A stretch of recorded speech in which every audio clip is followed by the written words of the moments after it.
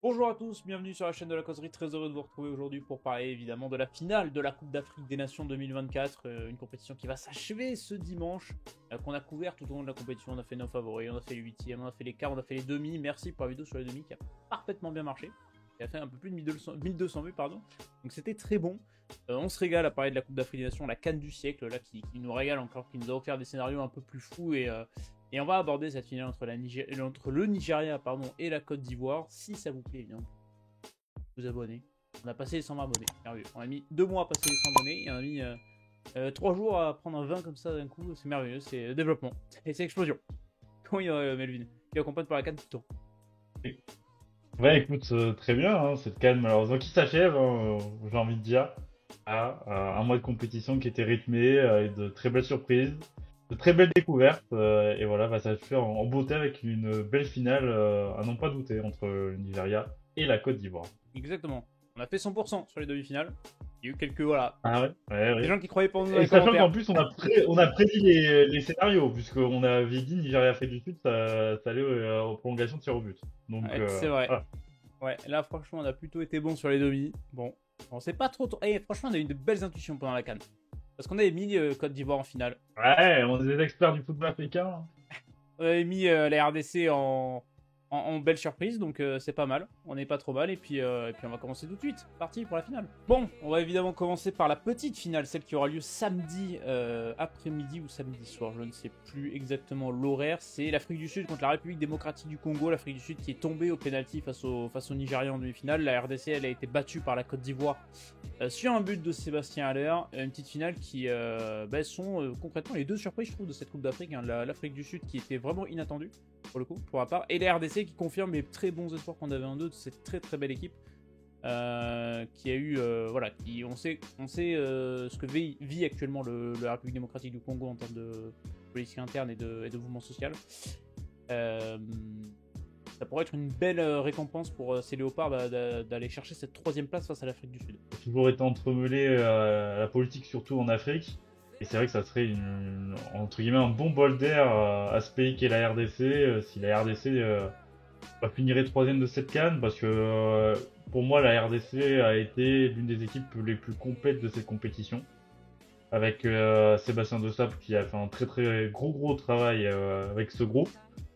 Et voilà, des tauliers qui ont répondu présent, un Mamba derrière. Voilà, ça a été une équipe franchement complète. Et face à elle, l'Afrique du Sud, qui est pour moi vraiment la très très très grosse surprise. Hein. Honnêtement, je pense que personne n'aurait misé sur l'Afrique du Sud, d'autant plus qu'il y a peu de joueurs, voire quasiment aucun qui joue à l'étranger. Et mine de rien, mais ce mélange de joueurs locaux a parfaitement bien marché. On a eu de très belles découvertes. Ronwen Williams, le gardien notamment. Voilà, c'est une équipe surprise.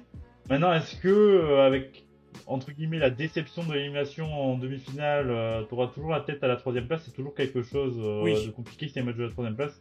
C'est pour ça que je mettrais plus un billet sur la RDC.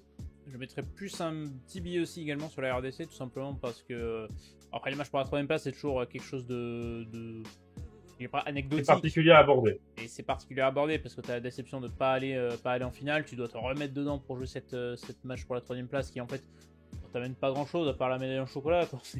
Ça donne pas non plus quelque chose d'exceptionnel, mais c'est toujours une victoire à prendre, une troisième place dans une Coupe d'Afrique. Et surtout, l'Afrique du Sud a joué beaucoup plus que la RDT, hein, parce que l'Afrique du Sud, ça fait 2 tours d'affilée, que ce soit quart et demi, qui vont jusqu'au tir au but. T'as toutes les prolongations. Pour un climat qui, on le sait, en Côte d'Ivoire est compliqué. T'as un huitième de finale contre le Maroc, où t'as quand même pas mal couru, où t'as subi pas trop mal, t'as quand même bien subi. Donc t'as quand même fait énormément d'efforts. Contrairement à cette RDC qui peut-être, elle, du coup, a moins joué, parce qu'elle n'a pas eu beaucoup de prolongations à disputer, excepté contre l'Egypte. Et cette RDC-là, je trouve qu'elle montre plus de choses en matière offensive, puisque c'est Après avoir le choix de Sébastien Oui, Desabre, ça va peut-être est-ce faire qu'il va tourner. faire tourner ou pas pour ce match? Ça c'est toujours une question. Alors, il n'a pas l'effectif des grosses nations que je vais citer, mais voilà, les cadors européens, quand c'était des Coupes du Monde ou l'Euro dernièrement, faisaient tourner pour ce match à troisième place. Est-ce que ça va être le cas de la RDC et de l'Afrique du Sud, sachant que l'Afrique du Sud a un banc moindre? Ça sera l'une des interrogations de cette partie. Oui, ça peut-être faire tourner un petit peu pour faire profiter un peu tout le monde. Donc c'est sûr que donc on n'a pas les compos, on peut pas trop savoir ce qui va se passer. Mais c'est vrai que je trouve que alors ce sont deux équipes qui défendent extrêmement bien, qui ont deux très très bons blocs défensifs. Et on sait que pour gagner une grosse compétition, il faut d'abord avoir une très très bonne défense avant de savoir attaquer. Parce que c'est toujours les équipes qui prennent le moins de buts hein, qui gagnent. Bon, sauf si la Côte d'Ivoire gagne. C'est les matchs à élimination directe. Oui. Voilà. Tous les matchs à élimination directe. C'est pas pareil qu'un championnat où, entre guillemets, t'as quand même un goal average qui est important. Et les meilleures attaques finissent souvent dans les 5 premiers. Là, on est vraiment on est dans vraiment une compétition à part. Et phase d'élimination directe, voilà. On voit tout de suite qui sait bien défendre et qui peut aller loin dans les compétitions. Et qui malheureusement, avec plein de talent, je ne citerai pas le Sénégal, peut se faire éliminer. Ah, la petite balle perdue pour le Sénégal, c'est pas sympa ça, mais bon.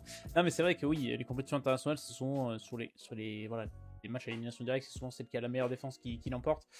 Mais donc, on est le meilleur exemple, hein. L'équipe de France oui. en 2018, c'est ça, hein. L'Espagne 2010, c'est ça, ils prennent qu'un but, je crois, sur la phase éliminatoire. L'Allemagne en 2014, voilà. Quand vous regardez toutes les équipes championnes du monde, ce sont des équipes qui prennent très très peu de buts, excepté sur un ou deux matchs peut-être, mais c'est vraiment des équipes qui sont à la base très très solides défensivement. C'est pour ça que je mettrais la RDC peut-être 3ème et l'Afrique du Sud 4ème de cette Coupe d'Afrique des Nations. Je pense que c'est quelque chose de plutôt plausible et on verra ce qui va se passer, mais on n'est pas à l'abri de surprise puisqu'évidemment la CAN donne toujours des scénarios assez extraordinaires. La finale, Nigeria-Côte d'Ivoire. Alors celle-là, fallait la prédire. Fallait prédire les scénarios sur lesquels on allait arriver à cette finale-là. Puisque le Nigeria a remporté, j'ai noté, sa 6ème séance de tir au but en Coupe d'Afrique des Nations. Voilà, c'est le plus haut total avec l'Égypte. Elle en a rapporté 9 et le Ghana 9. Donc voilà, c'est vraiment... donc le Nigeria est l'équipe qui remporte, la 3ème équipe qui remporte le plus de séances de tir au but en Afrique.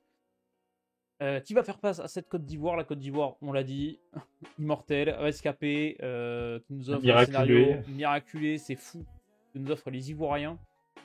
Ils reviennent de nulle part, tout simplement, et tu te dis, mais en fait, ces mecs-là, qu'est-ce qui peut les atteindre? Qu'est-ce qui peut les battre? Parce qu'ils avaient quand même 4 absents contre la RDC qui pouvaient représenter un match piège. Tu sortais d'un quart de finale qui était quand même sous haute tension et adrénaline. Et là, finalement, tu fais le travail en demi, tu bats cette RDC. T'as Sébastien Haller qui te sort un but un peu de nulle part sur un travail de Maxime Gradel. Et Maxime Gradel, ça fait plaisir de le revoir. Immortel Maxime Gradel, 35 ou 36 ans, voilà, ancien joueur, ancien pensionnaire de la Ligue des Talents, évidemment, on adore. Et passe pour Sébastien Haller qui va t'ouvrir une reprise de volée peu académique mais efficace puisqu'elle qualifie la Côte d'Ivoire. Et face à eux, le Nigeria qui est serein en fait, qui s'est fait peur contre l'Afrique du Sud parce qu'ils sont allés jusqu'au tir au but et évidemment bon, c'est pas de la loterie les tirs au but, on va arrêter d'écouter les entraîneurs français et t'as quand même plus de chances de sortir que sur un match classique. Mais est-ce que ce Nigeria là qui peut-être est favori sur le papier, en fait je sais même pas qui pourrait être favori sur le papier puisque la Côte d'Ivoire est tellement si on suit il y a deux lectures. Oui. On suit entre guillemets la continuité de la compétition, c'est le Nigeria qui a été l'équipe la plus complète et peut-être l'une des équipes qui a le moins souffert hormis cette demi-finale dans cette compétition. A l'inverse, si on regarde juste la feuille de match, je te dis quand même que la Côte d'Ivoire a un groupe impressionnant et des joueurs qui peuvent faire la différence à n'importe quel moment. Donc il y a deux lectures différentes.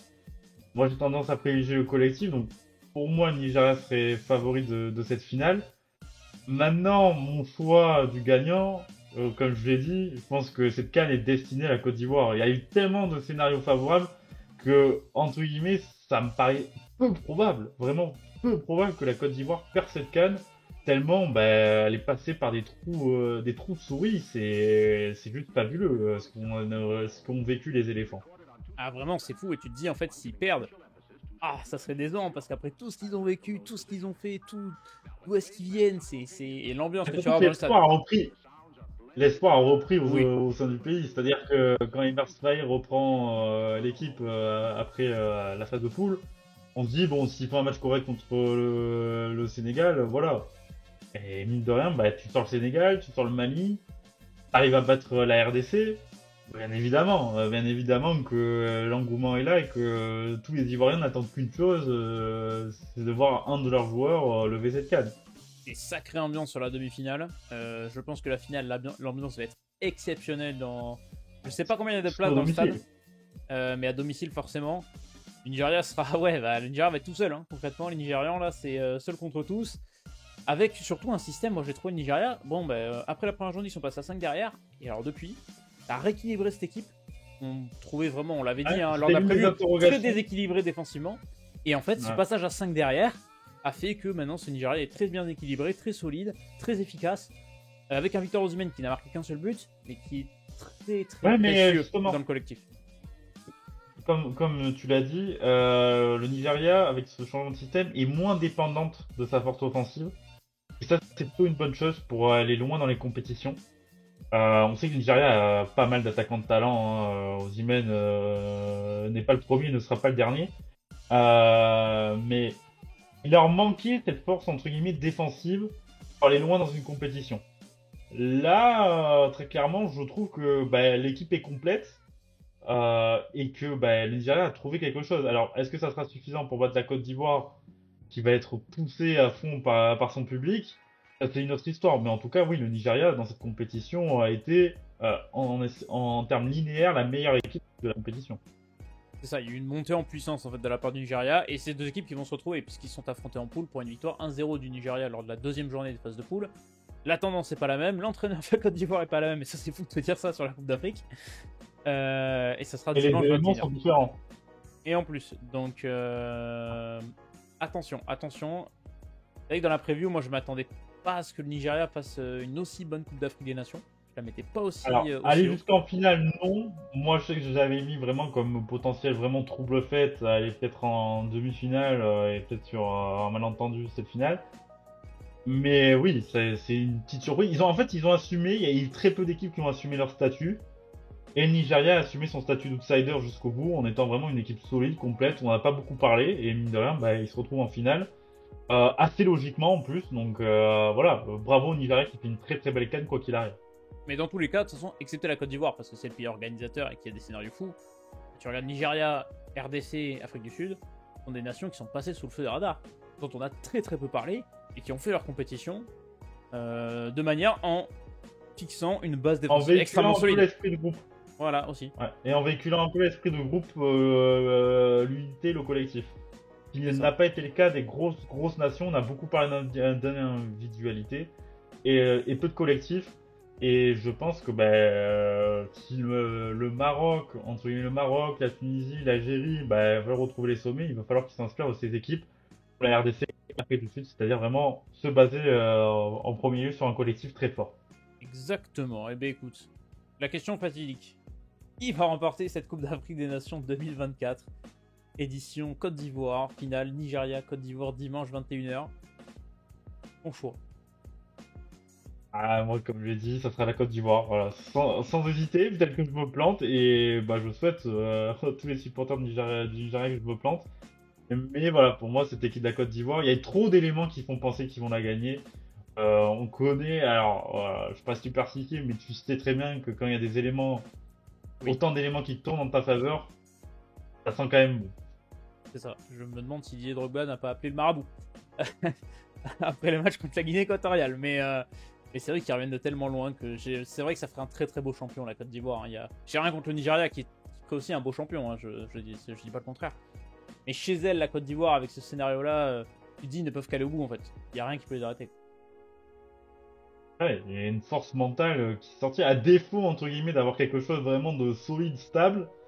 Ils ont réussi à décupler une force mentale et jouer avec leurs lacunes. Et mine de rien, ça a marché. Et bravo à Emer Faé et Guy Demel qui est arrivé dans le staff d'Emer Faé après la phase de groupe, qui ont réussi à remobiliser les cadres notamment. Et voilà, bravo à eux pour le travail mental. Voilà, il y a vraiment eu quelque chose qui a été fait et qui a été parfaitement réussi. Et voilà messieurs, c'était notre conclusion de la Coupe d'Afrique des Nations 2024, la finale qui aura donc lieu, je le répète, dimanche à 21h. La petite finale aura lieu samedi à 21h, ça sera quand même intéressant à regarder, je pense. On a couvert toute cette canne, c'était une belle réussite pour la causerie parce que franchement on a fait quelques stats dessus, c'est nos vidéos les plus vues, donc on vous remercie pour le petit soutien. Rappel, si vous aimez ces vidéos-là, si vous voulez continuer à nous suivre pour qu'on parle de foot et d'autres sports, vous pouvez vous abonner, vous pouvez liker, vous pouvez nous donner votre avis en commentaire aussi, parce qu'il y a des gens qui donnent leur avis, qui sont pas d'accord avec nous, c'est normal. On n'a pas toujours Ça, raison. c'est bien. Et il faut de Voilà, la c'est diversité bien dans les avis. d'avoir des avis, voilà, des avis Exactement. divers. C'est toujours, ça enrichit, toujours. Exactement. On fera peut-être une petite vidéo bilan, je pense, à la fin, non? Pour semaine prochaine. Avec grand plaisir. Voilà, un petit top flop pour conclure cet arc d'Afrique des Nations 2024 avant de basculer sur la suite de la saison. En attendant, évidemment, je vous souhaite un très bon week-end, une très bonne finale. On se retrouve la prochaine. Ciao!